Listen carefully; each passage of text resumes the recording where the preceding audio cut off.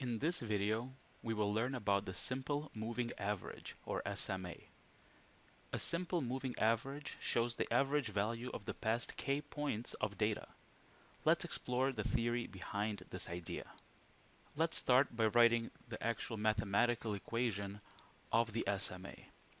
We'll say that the signal SMA sub k of x of n is equal to 1 over k times the summation of I is equal to n minus k plus 1 through n of x of I for n greater than or equal to k. What this basically says is that we take a signal x, a collection of values such as prices, and we use a k-point simple moving average. And we want to find the value of the simple moving average for all values of n, which are just going to be 1, 2, 3, 4, 5, and so on. And what the part on the right says over here is that we want to then take a snapshot of values, k values specifically, and we want to find their average. And then we want to move this window a little bit over by one sample value and do that again and again and again and again. And that's going to find this smoothing simple moving average. Let's explore how this actually works through an example. Let's suppose that we have values x of n, which are going to be 1, 3, 4, 2, -2, and 4. And we want to find a 3-point, so k is equal to 3, 3-point simple moving average. So then to break it down with the top equation, we'll say that SMA sub 3 now, because we know k is equal to 3, of x of n is equal to 1/3 times the summation for I is equal to n minus 2, that's n minus k plus 1, so minus 2, up through n of x of I for n greater than or equal to 3. Okay, let's now find these actual values. We start off with SMA sub 3 of x of 3. That's the first value that we can find since we know that n must be greater than or equal to 3.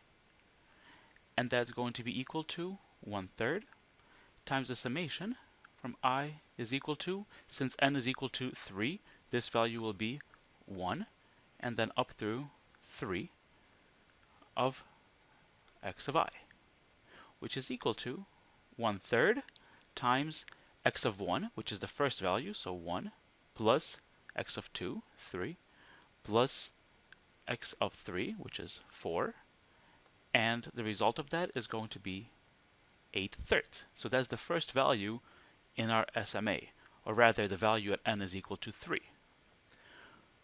For the next one, we will look at the fourth value, and that's going to be 1/3 times the summation from I is equal to 2 to 4.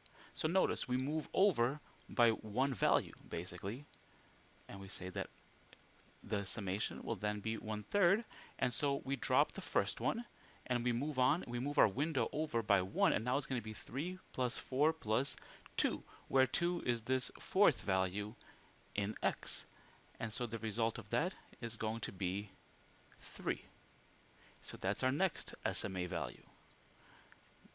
The next one, so still SMA sub 3 x of 5 is going to be 1/3, and the summation will now go from 3 to 5. We move the window over by one more point.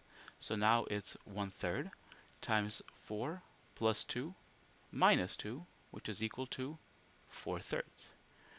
And finally, SMA sub 3 of x of 6, so this is our last value, that's going to be 1/3 times the summation, where we once again move the window over by yet another sample, and that's going to be 1/3 times 2 minus 2 plus 4. That's our last value in x. And so adding those together, we get, once again, 4/3. So that's the math behind the simple moving average. Let's take a look at this with another example. In this example, our signal x of n is shown by the circles, by all of the circles. And the window which we're analyzing for the SMA is shown by the red circles over here. And this is going to be a 20 period moving average, so k is equal to 20, and therefore I've got 20 red circles right here, and this green star is going to be the first value of the SMA. Notice it's only defined when n is greater than or equal to k, so at 20, and everything before I can't really define it because I don't have enough values to find that summation. I need at least 20 values to actually find the summation. So therefore we start at 20. Everything before that is undefined.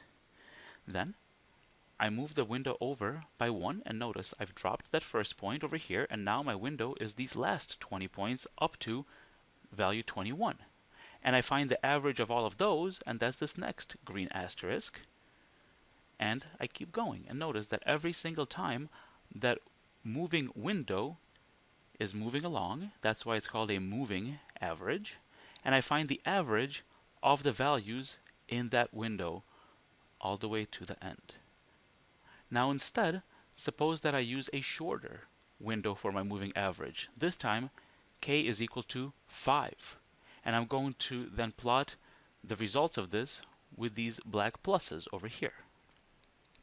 And so now the window moves along, and notice how these pluses are going to move with that window. Notice that they follow along a lot more closely with the actual values of the signal. So you can see that in general, the shorter the window of the moving average, the smaller the value of k, the closer the moving average will follow to the actual values of the signal. And the higher the value of k, the more smoothing we are going to perform on our signal. Altogether, we have seen what the simple moving average means mathematically and how it appears practically for various parameter values.